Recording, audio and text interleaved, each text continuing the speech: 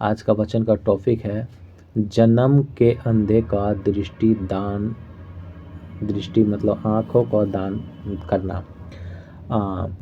जो भी लोग इस टॉपिक को लिखना चाहते हैं वो लिखेंगे यूहन्ना 9वां अध्याय जो भी लिखना चाहते हैं वो लिखेंगे। प्रभु के चेलों और प्रभु यीशु मसीह कहीं जा रहे थे, तो वहाँ पे जा रहे थे तो एक अंधा भिखारी को उन्होंने देखा। तो प्रभु के चेले ने कहा उनसे कि हे प्रभु, ये जो जन्म से अंधा है तो इसने तो पाप किया ही नहीं, तो क्या इसके माँ बाप ने पाप किया है जिसकी वजह से ये जन्म से अंधा है? क्योंकि अंधा है तो कोई पाप किया नहीं है, तो फिर क्या इसके माँ बाप ने पाप किया है जिसके वजह से ये जन्म से अंधा है? इन्होंने उनका जो चेले लोग थे वो सवाल उनसे किए। तो प्रभु यीशु मसीह ने कहा कि नहीं, ना तो इसके माँ बाप ने पाप किया है ना तो ये इसने पाप किया है, लेकिन ये इसलिए जन्म से अंधा है क्योंकि परमेश्वर की इस महिमा हो इसके जीवन के द्वारा। हालेलुया। तो कुछ कार्य जो है परमेश्वर हमारे जीवन में ऐसी समस्या इसलिए लाते हैं ताकि परमेश्वर वो कुछ करके दिखाना चाहते हैं। हमने एक जगह देखा कि लाजर मर गया था और वहाँ पे प्रभु यीशु मसीह को उसके पास जब संदेश आया प्रभु यीशु मसीह के पास में कि आपका वो मर गया है, तो प्रभु यीशु मसीह ने, आप लोग पढ़े होंगे तो सुने होंगे, ध्यान दिए होंगे कि उन्होंने कहा कि परमेश्वर की महिमा हो इसीलिए ऐसा हुआ। तो कोई कोई कार्य जो है परमेश्वर की महिमा के लिए हमारे किसी के जीवन में कोई समस्या होती है, लेकिन ये ऐसा अधिकांश नहीं होता है। ऐसा इन कैसे होता है, बाद बाकी हमारे पापों की वजह से, हमारे पुरखाओं के शरापों की वजह से पाप बीमारी आती है। हालेलुया।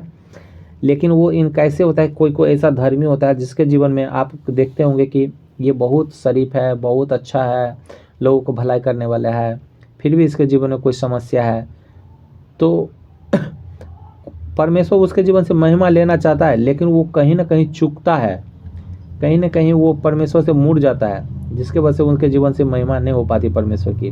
कहीं ना कहीं वो गाली दे देता है या कुछ उलट पुलट काम कर देता है, जिसके वजह से परमेश्वर उसके जीवन से महिमा नहीं ले पाती है, और शैतान जो है उनके जीवन को तहस नहस करके रखता है। जैसे कहता है कि परीक्षा में पास होना, तो उसी तरह से परीक्षा में वो लोग पास नहीं हो पाते हैं। तो प्रभु यीशु मसीह उसके पास गए और उसको क्या किए, ज़मीन पर थूक करके उसमें मिट्टी साने और मिट्टी को सान करके जो है उस अंधे भिखारी के आँखों के ऊपर लगा दिए। हालेलुया। वहाँ पे लिखा है कि आँखों के ऊपर उस मिट्टी को थूक से सान करके और उसके आँखों के ऊपर लगा दिए और बोले कि जाओ और तुम सीलो, एक नदी थी, उस नदी में जाकर के तुम अपना आँख को धो लो। और वो आदमी जब प्रभु यीशु मसीह उसके आँख पे वो मिट्टी को लगाए थे, थूक करके मिट्टी को सान के उसके आँखों के ऊपर लगाए थे, उस समय वो देखने नहीं लगा था, बल्कि वो गया उस सीलो जो नदी थी, उस नदी में जहाँ प्रभु यीशु मसीह उसको बोले थे जाने के लिए, वहाँ पे वो गया और वहाँ पे जा करके उसको धोया और उसके बाद तब से वो देखने लगा था।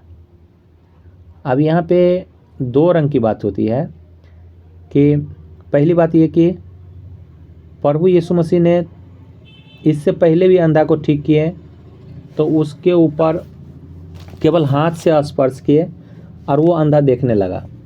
केवल हाथ से स्पर्श किए, उसको दोनों आँखों के ऊपर हाथ रखे प्रभु यीशु मसीह, अब बोले कि तुम देखने लगो, और वो देखने लगा।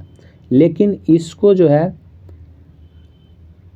मिट्टी को लेकर के मिट्टी के ऊपर थूक करके उस मिट्टी को आँख के जैसा गोला बना करके और उसके बाद उसके आँख को डिम्मा बना के उसके आँख पे रख करके ऐसा करके रखें और वो जो है वो देखने लगा। तो वो जब हाथ रखने से ही जब चंगा हो सकता है, तो फिर उसके ऊपर थूके क्यों? आप लोग नहीं पढ़े अच्छा से, इसीलिए शायद आप लोग को नहीं पता है, नहीं तो कोई अगर पढ़े होंगे 2-3 बार अगर पढ़े होंगे उसको, तो आपको ध्यान आएगा कि अरे उसको तो केवल आँख को छुआ वो देखने लगा, लेकिन इसको थूके क्यों? तो मैं बताता हूँ कि वो जब आप लोग उत्पत्ति की किताब जब पढ़ेंगे तो और हमने बताया उत्पत्ति के वचन से कि परमेश्वर ने मिट्टी को साना और मिट्टी से आदम को बनाया। किसको बनाया? आदम को बनाया। क्या चीज़ से बनाया? मिट्टी से बनाया। तो यानी यही चीज़ प्रभु यीशु मसीह वहाँ पे दर्शाए कि जन्म से अंधा है तो इसका आँख का डिम्मा तो है ही नहीं। जन्म से अंधा है यानी कि आँख का डिम्मा है ही नहीं। दूसरी बात, प्रभु यीशु मसीह ने कहा था कि परमेश्वर की महिमा हो, इसके लिए जन्म से अंधा है, यानी कि परमेश्वर प्लानिंग करके रखा था कि इसको आँख था ही नहीं। अब वो उन्होंने क्या किया कि मिट्टी को साना, सारे चीज़ तो सारा अंग तो उनका बना हुआ है, लेकिन आँख का डिम्मा नहीं है, मिट्टी का बनाए भी नहीं किए थे तो है ही नहीं। तो यहाँ पे प्रभु यीशु मसीह ने उस मिट्टी का डिम्मा बनाया आँख का, और उसके आँख के पलक में उसको डाल दिए और उसके बाद बोले जाकर के धो लो। तो वही अंग यहाँ पे ये भी दर्शाया कि प्रभु यीशु मसीह कि हम ही हैं परमेश्वर। पिता, उन्होंने कहा पिता मुझ में है, मैं पिता में हूँ। तो उन्होंने दर्शाया कि हम हैं परमेश्वर। सो देखो, वही परमेश्वर जो मिट्टी से आदम को बनाया, वही परमेश्वर मैं हूँ जो इसके आँख का एक अंग नहीं बना था, आँख नहीं बना हुआ था शरीर का एक अंग, उसको मैं अभी बनाता हूँ और वो बन गया। और दूसरी बात यहाँ पे एक चीज़ और देखने में आती है कि उन्होंने कहा कि जाकर के तुम वहाँ जाकर के धो लो, तुरंत अभी के अभी देखने लगो, ऐसा नहीं कहा प्रभु यीशु मसीह ने, बोला जाके तुम वहाँ जाकर के धो लो। अब वो आदमी वहाँ गया, वहाँ जाने के बाद वो शीलो जो नदी थी, नहर थी, वो वहाँ से काफ़ी दूर पे थी। ऐसा नहीं था कि वहाँ पे टर्न लिया, मोड़ लिया वो और वहाँ पे 5 कदम 10 कदम पे, ऐसा भी नहीं था, वो कुछ दूरी पे था। अब वहाँ पे वो आदमी जो अंधा भिखारी था, वो वहाँ पे गया, वहाँ पे जा कर के जो है वो धोया। अब यहाँ पे एक चीज़ और देखने में आती है कि जब प्रभु यीशु मसीह में आप आते हैं और प्रभु यीशु मसीह में आने का कोई किसी ने आपको कहा कि आपके पास ये समस्या है तो चाहिए प्रभु यीशु मसीह के पास, प्रभु यीशु मसीह आपको ठीक कर देगा। तो आप अपनी समस्या को लेकर के आए हैं और प्रभु यीशु मसीह के पास आ गए हैं आप, और जो पास्टर हैं, जो परमेश्वर के दास हैं, वो आपको बताता है कि उपवास भी करिए, प्रार्थना करिए, पवित्रताई में चलिए, और वो जीवन को आप नहीं यूज करते हैं तो आपका समस्या का समाधान नहीं होता है। वो वहाँ पे अंधा भिखारी कह सकता था कि आपने तो उससे पहले तो आँख ऐसे छुआ तो वो तो ठीक हो गया, तो आप हमको भी यहीं ठीक कर दो ना, वहाँ उतना दूरी जाने का क्या मुझे ज़रूरत है। तो उन्होंने अंधा भिखारी वो बात नहीं कहा कि इतना दूरी आप हमें क्यों भेज रहे हो भाई, हमको यहाँ पे इतना दूरी अंधे में हम कैसे जाएंगे, दोनों आँख से नहीं देख रहे हम कैसे जाएंगे वहाँ उतना दूरी।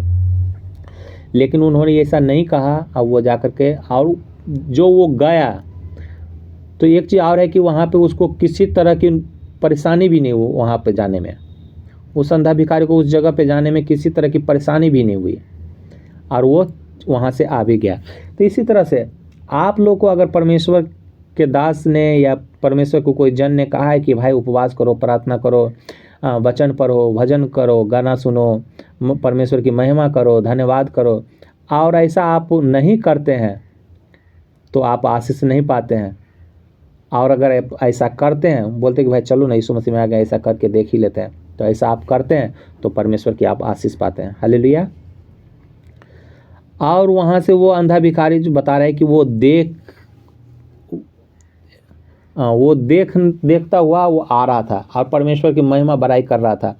तो जो आ रहा था तो उसके साथ साथ जो भिखारी लोग भीख मांगता था मंदिर के बाहर में बैठ करके, वो उसकी ओर देख करके कहता है कि अरे देखो ये कैसे देख रहा है। वो अचंभा करने लगा, अरे देखो ये तो कैसे देख रहा है, ये तो हमारे साथ साथ बैठ करके भीख मांगता था, ये कैसे अब देख रहा है, कैसे ये चल फिर रहा है अच्छा से। और किसी ने कहा कि नहीं यार वो नहीं है, बल्कि इसके जैसा सेम टू सेम कोई फोटोकॉपी है, मतलब क्या कहते हैं उसको, हूबहू देखने में इसके जैसा कोई और दूसरा आदमी है, वो नहीं है। लेकिन किसी ने कहा हाँ वो वही है, लेकिन किसी ने कहा कि नहीं ये वो नहीं है। फिर वो अंधा भिखारी उससे कहता है कि हाँ हाँ मैं वही हूँ जो मैं तेरे साथ भीख मांगता था, मैं वही हूँ, लेकिन मैं अब देख रहा हूँ। हालेलुया। उन्होंने कहा कि मैं अब देख रहा हूँ। और उसके बाद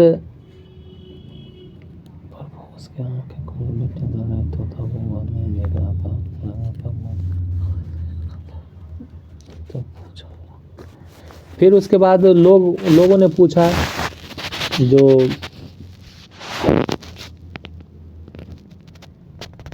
हाँ, फरीसी लोग उससे पूछने लगा कि भाई तू कैसे देख रहा है। फरीसी लोग को पता चला, फरीसी मतलब आजकल के विद्वान पंडित, RSS वाला,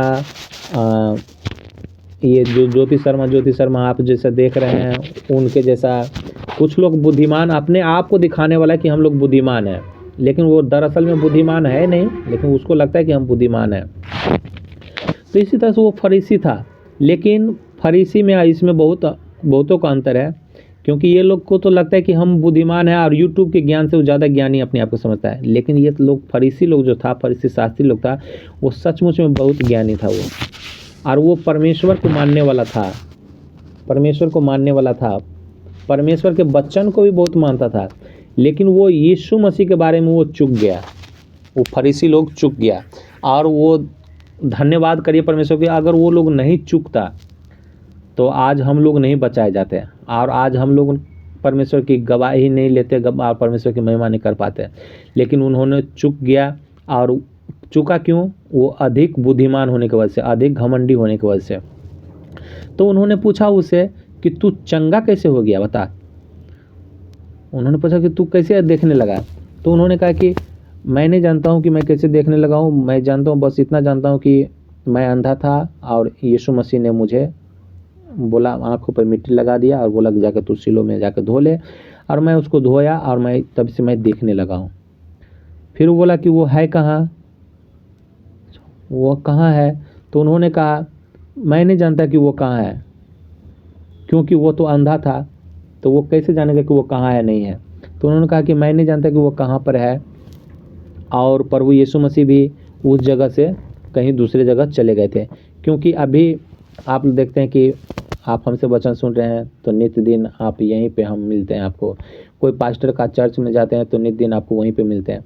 लेकिन पहले जो है प्रभु यीशु मसीह आज इस गांव में, कल उस गांव में, कल उस नगर में, कल वहाँ, कल वहाँ, इस तरह से परमेश्वर सब जगह सुसमाचार सुनाने के लिए जाते थे। तो उन्होंने कहा कि मैं नहीं जानता कि वो कहाँ पर है, लेकिन मैं ज़रूर जानता हूँ कि वो यहीं था और मेरी आंखों को उन्होंने खोली है। और उसके बाद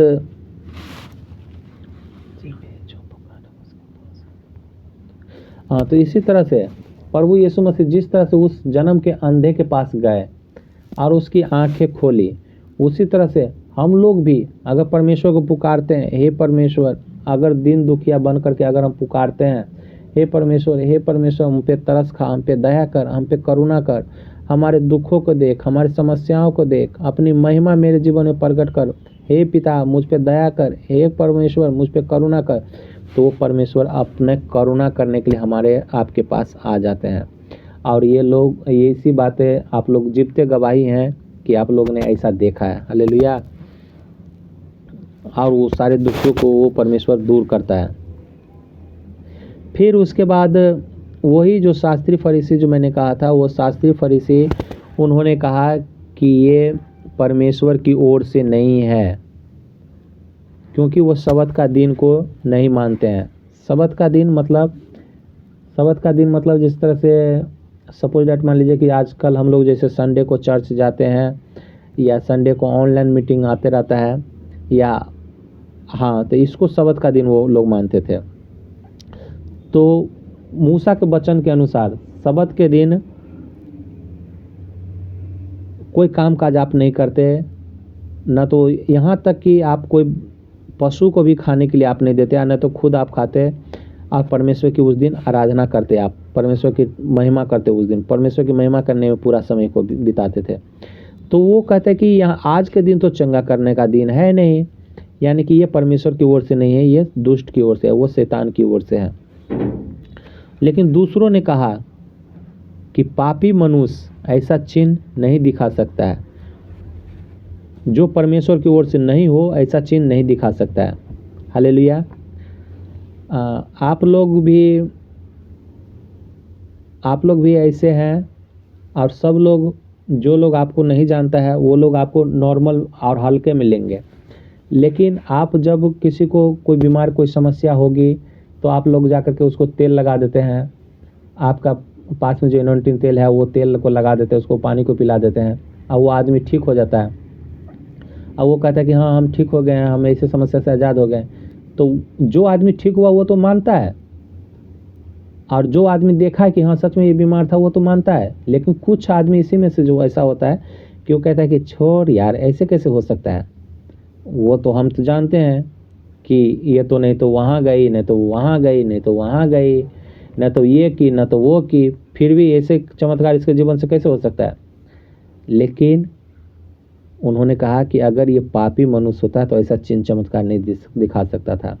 ये जरूर परमेश्वर की ओर से है, और आप भी परमेश्वर की ओर से हैं तो आप भी किसी के लिए दुआ करेंगे, किसी के लिए विनती करेंगे, परमेश्वर से गिड़गिड़ाएंगे तो परमेश्वर उसके जीवन में काज करेगा। हालेलुया। लेकिन दुआ करने से पहले भले आप यीशु मसीह के लहू में अपने आप को, अपने परिवार के एक एक जन को सुरक्षित कर लीजिएगा, वो लेकिन दुआ करेगा तो वो परमेश्वर सुनेगा। क्यों? क्योंकि आप परमेश्वर की महिमा करते हैं, और परमेश्वर के वचन के अनुसार जब आप परमेश्वर के ऊपर विश्वास करते हैं तो आप परमेश्वर के बेटा और बेटी हो गए। तो जो कार्य परमेश्वर ने किया है वही कार्य आप भी, आपके जीवन के द्वारा भी होगी। हालेलुया। और बहुत सारे लोग ढूंढते रहता है कि ये नियम निष्ठा होगा तब ये, जैसे कि हिंदू धर्म में सुनते हैं कि ये गंगा नहाएगा तब जा कर के ऐसे होगा, ये डिश डैश उल्टा पुल्टा, आज जो नहीं नहाएगा तो उसका नहीं होगा। अरे ऐसा नियम ऐसा कुछ नहीं है, बल्कि आपका मन पवित्र होना चाहिए। हमने देखा है कि शादी ब्याह लोग करता है और उसमें पूरा नियम निष्ठा से भी करता है, यहाँ तक कि जब दिन तारीख दिखाता है तो देखता है कि नक्षत्र पूरब है कि पश्चिम है, ये ग्रह तो नहीं है, वो ग्रह तो नहीं है, सब कुछ देखभाल करके शादी ब्याह करता है। लेकिन शादी ब्याह होने के 6 महीना, साल भर या 4 साल 5 साल के बाद जो है उसको पति पत्नी में अनबन हो जाता है। यहाँ तक ऐसा अनबन होता है कि कभी कभी उसको फांसी भी लगा देता है, या पॉइजन भी खिला देता है, या छुट्टम छुट्टा हो जाता है। बहुत तरह की बातें होती है। तो मैं कहता हूँ कि इतना सारे नियम, ये पर्सनली मेरी बातें है, ये हमारे बाइबल की बातें नहीं है, ये मेरी केवल बातें हैं कि जब इतना सारे कुछ देखभाल करके ग्रह को इधर उधर टाल करके सब कुछ हटा करके, अगर इस ग्रह इसमें टच कर रहा है तो ये वाला दिन नहीं, वो दिन में जब कर ही देता है, तो फिर लड़का लड़की का जीवन सेम क्यों नहीं रहता है? क्यों सुसाइड करता है? क्यों उसको छोड़ दिया जाता है? क्यों उसको ऐसे ठोकर लगा देता है? तो कहने के मतलब वही कि परमेश्वर में अगर आप पवित्रताई से चलते हैं, परमेश्वर में आप परमेश्वर का प्रेम को मानते हैं, तो आपका पुरखाओं का जो शराप है, चाहे आपका पाप का शराप है, वो सारे टूट जाते हैं। अब परमेश्वर की आपके जीवन के द्वारा महिमा होती है। कोई नियम, कोई कानून नहीं, बल्कि हमारे आत्मा शुद्ध होने पाए। ईश्वर समझे? तो कहिए कि परमेश्वर तू हमारी आत्मा को शुद्ध करके रख, और मैं भी किसी भी तरह से किसी का बुराई न करूं, किसी छल कपट न करूं। पवित्र आत्मा ऐसा हमें बनाए रख कि हम आपकी महिमा को देखने पाए ईश्वर के नाम से। फिर उसके बाद वही फरीसी शास्त्री को जो है उसको संतुष्टि नहीं मिला, उस अंधे भिखारी को टॉर्चर करने में और प्रभु यीशु मसीह का नीचा दिखाने में उसको संतुष्टि नहीं मिला। उन्होंने उसके माँ बाप को बुला करके पूछा कि क्या ये तेरा बेटा है? उन्होंने बोला हाँ ये मेरा बेटा है। तो फिर बोला कि तो फिर ये क्या अंधा जन्मा था? उन्होंने कहा हाँ मेरा बेटा तो अंधा ही जन्मा था। फिर उन्होंने कहा कि भाई जब ये अंधा जन्मा था तो ये अब देख कैसे रहा है? तो वो औरत वो उसकी माँ और उसका बाप ने कहा कि ये तो सयाना हो गया है, आप इसी से पूछ लीजिए। क्योंकि ये फरीसी और शास्त्री ऐसे थे, इसके सामने ऊंचा बोलने का मतलब था कि आप अपने मौत का इनवाइट कर रहे हैं या जेल खाना का इनवाइट कर रहे हैं। फिर भी ये लोग, इसकी माँ तो डर रही है कि आप इसी से पूछ लीजिए, इसके माँ बाप तो डर रहा है कि इसी से पूछ लीजिए, ये तो सियाना है, ये जवान है, नौजवान है, आप इससे पता कर लीजिए कि ये कैसे ठीक हुआ है और ये जन्म से अंधा था कि नहीं। लेकिन इसकी माँ तो डर रही है, लेकिन ये जन्म का अंधा जो था, जो चंगा हुआ है, वो नहीं उससे डर रहा है।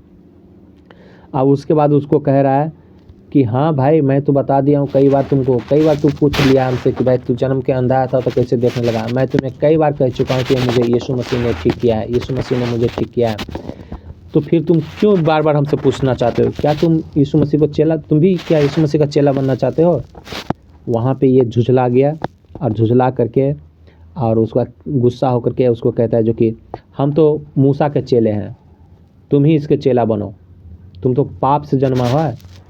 और उसको क्या कह दिया, उस आदमी को कह दिया कि तुम पाप से जन्मा हो।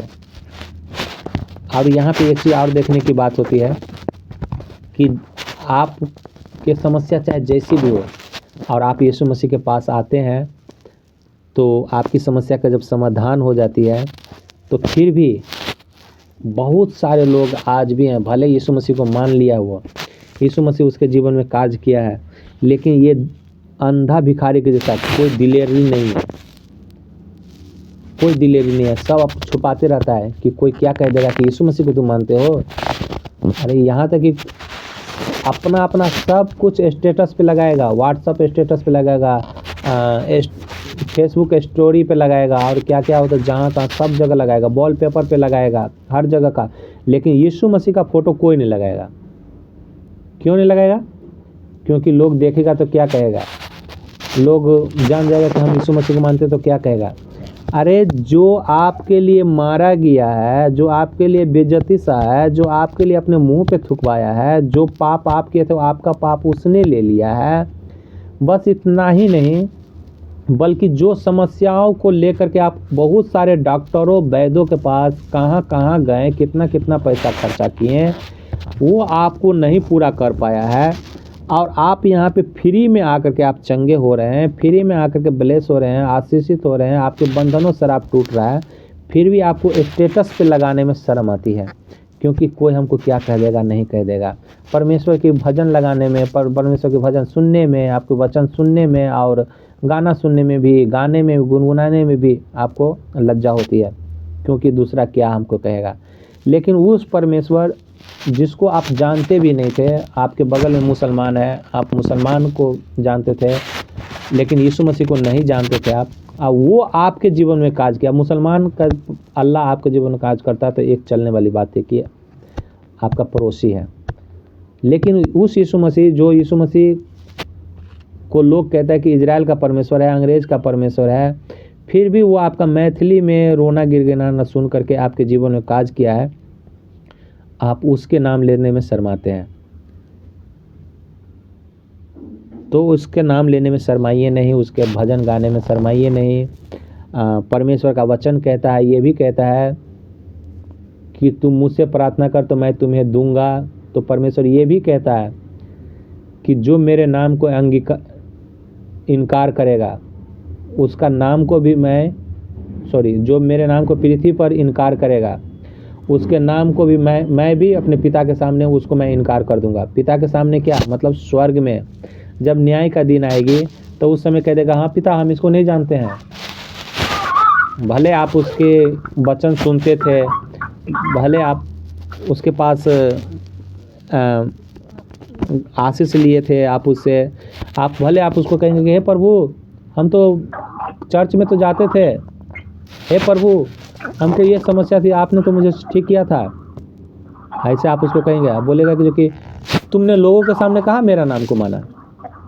लोगों के सामने मानने का मतलब ये है कि देखिए माइक किसका ऑन है, माइक बंद करिए। लोगों के सामने मानने का ये है कि गवाही आप जब किसी को बताते हैं तो किसी का जीवन संवरता है, कोई अपनी समस्याओं से आज़ाद हो जाता है। हम देखते हैं कि नवान कोर ही आराम का था, आराम देश था, वो आराम देश का था। और इजराइल का एक लड़की उसके घर में दासी थी, नौकरानी थी, बंदी में बना के गई थी। तो वो लड़की जो है, दादी माँ कहिए तो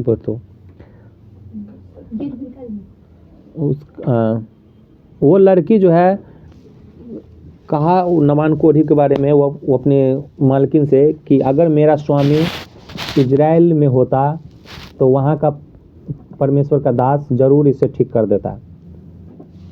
अब यही बात को, उस छोटी सी बच्ची की बात को उस औरत ने अपने पति को कहा। उसका पति जो है बोला कि जब ऐसा बात है तो चलो चल के देखते हैं।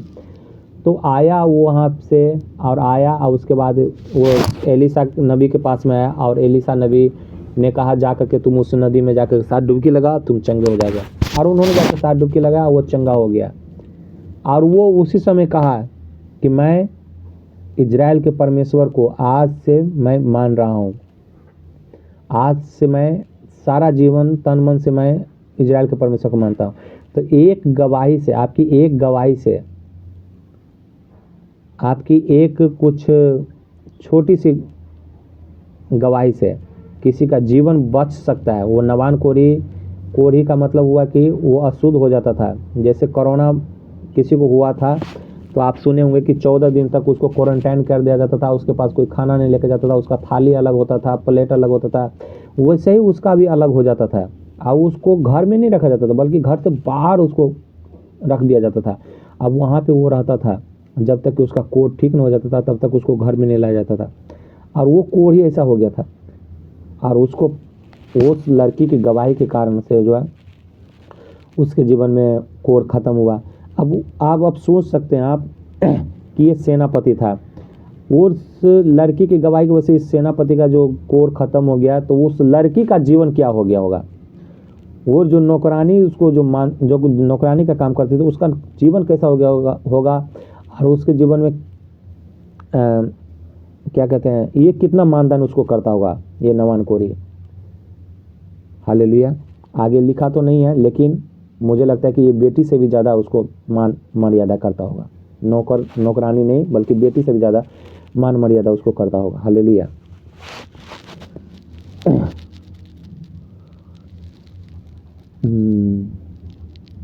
खोलिए आराम से। फिर वहाँ पे बहुतों ने कहा कि ये जगत के आरंभ से ऐसा कभी नहीं हुआ है कि कोई जन्म के अंधे को आंखें को खोल सकता है, और तो ये जरूर परमेश्वर की ओर से है। लेकिन उन्होंने कहा नहीं। फिर भी इतने सारे गवाही सुनने के बाद भी इतने बड़े परमेश्वर की महिमा को होने के बावजूद भी उन्होंने विश्वास नहीं किया। तो आज हमारे केवल उसी दिन ऐसा नहीं था, आज भी ऐसा ही समय है। आज भी इतने बड़े बड़े चिन्ह चमत्कार होने के बावजूद भी लोग विश्वास नहीं करते हैं। तो नहीं करने का भी एक और भी रीज़न है, नहीं करने का एक और भी रीज़न है। प्रभु यीशु मसीह ने अपने वचन में कहा है, हे परमेश्वर, जितने को तूने मुझे दिया है उसको मैं किसी रीति से न खोने पाऊँ। और दूसरी जगह उन्होंने कहा है कि वही लोग को परमेश्वर दिया है उनको जिनकी नाम जीवन की पुस्तक में लिखी हुई है जगत की उत्पत्ति होने से पहले, सृष्टि की उत्पत्ति होने से पहले, यानी कि पृथ्वी बनाई ही नहीं गई थी, उसी समय हमारा आपका नाम लिखा हुआ है जीवन की पुस्तक में। और जिसका जीवन की पुस्तक में नाम लिखा हुआ वही यीशु मसीह को स्वीकार करता है, और वो अंत तक जो है किसी के भरमाए नहीं जाता है। और परमेश्वर के स्वर्ग में भी वही आदमी जाएगा। आपसे मैंने कई बार कहा है कि वचन में ये भी लिखा है, बुलाए हुए तो बहुत है पर चुने हुए कम है। तो बुलाए हुए कौन है? जो इतना चर्च में आप देखते हैं कि इतने सारे भीड़ जा रहा है, इतने सारे लोग ऑनलाइन देख रहे हैं, इतने सारे लोग कॉल कॉन्फ्रेंस के जरिए जुड़ रहे हैं, ये सभी के सभी परमेश्वर की महिमा तो कर रहा है, परमेश्वर के नाम के अंगीकार तो कर लिया अपने मुंह से। लेकिन स्वर्ग वही जाएगा जो चुना हुआ। चुना हुआ मतलब वो संपूर्ण रूप से परमेश्वर के पीछे चलता है, वो संपूर्ण रूप से परमेश्वर की महिमा करता है, वो ही स्वर्ग जाएगा। तो यही हुआ कि चुने हुए कम है, और यही जो चुना हुआ जो है वही रैप्चर में उठाया जाएगा। इतने सारे जो परमेश्वर को मान रहे हैं वो सब के सब उठाए जाएंगे, ऐसा नहीं है। जो पूरा पवित्रताई में चल रहे हैं, एक दूसरे को क्षमा कर रहे हैं, वही जाएगा। हर एक पाप, हर एक बुराई से बचा हुआ है, वही जाएगा। हालेलुया। तो परमेश्वर से कहिए, हे प्रभु, हम विश्वास करते हैं हमारे जीवन में आप बहुत बड़े बड़े चमत्कार के काज किए हैं, हमें आप बहुत आनंदित करके रखे हैं। जो हमें डॉक्टरों वैद्य नहीं कर पाता था प्रभु जी, जहाँ पे हम पैसा खर्च करने के बावजूद भी आनंदित नहीं हो पाए, समस्याओं से हम समाधान नहीं पाए, बल्कि परेशानी में ही रहे, पैसों भी खर्च किया मैंने, फिर भी मैं चंगा नहीं हुआ था प्रभु जी। हमारे घर में ब्लेसिंग नहीं आई थी, हमारे घर में आशीष नहीं आई थी, हमारे घर में शांति नहीं आई थी, लेकिन आपके मानने से, आपके दया से हमारे जीवन में शांति आई, प्रेम आई। हम आपको धन्यवाद करते हैं।